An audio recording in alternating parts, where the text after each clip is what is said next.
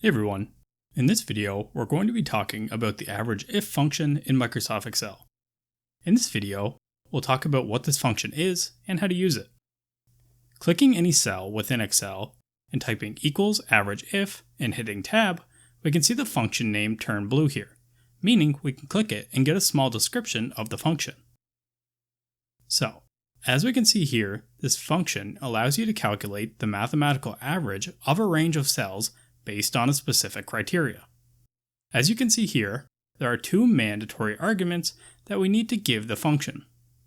The first parameter our function asks for is the range, which is the list of cells over which our criteria will be checked against. The second parameter here is our criteria, which is the test condition.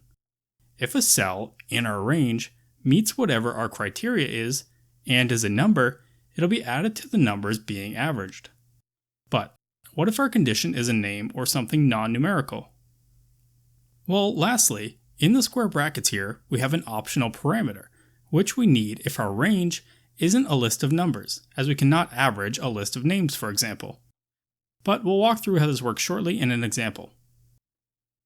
Let's spend some time now and explore a few examples of how to implement the AVERAGEIF function in Microsoft Excel, to make sure that you fully understand how to use it.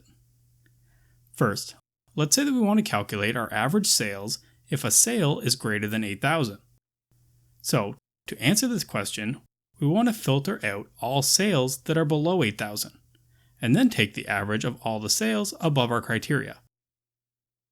To do this, let's click this cell here and call our function AVERAGEIF. Then you can see that it wants us to first enter the range of the data, which recall is the range of cells we want to check our criteria against.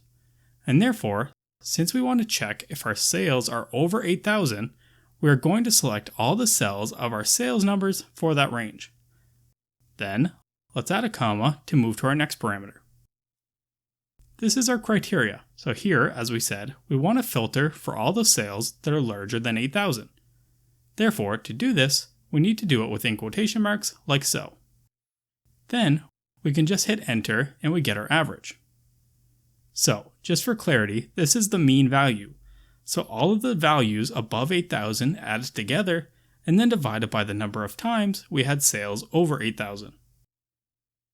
Now, let's move to our next example. In this one, we are asked to calculate the average sales for John.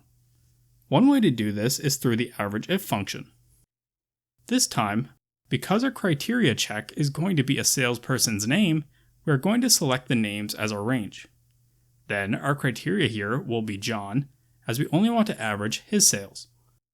Clicking enter here, you can see that we are returned with an error, as Excel is currently trying to take the average of names, which doesn't have any mathematical meaning.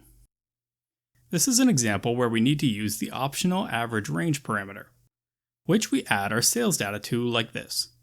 So our function checks our left row to see if a sale is made by John. If so, it adds the sales number to the right to our average and then moves down and checks the next sale. You can also select a reference cell if you wish for the criteria, like so. Moving on to our next problem, we need to find the average of all sales that are not John's. To accomplish this, we can use the following method.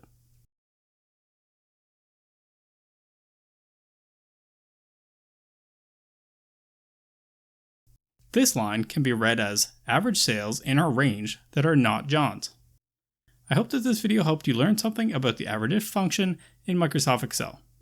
If you enjoyed, please like, subscribe, and consider checking out our YouTube memberships by clicking that join button down below. However, if you have any comments, questions, or concerns about the information I provided in this video, please leave a comment down below and I'll do my best to address your concerns.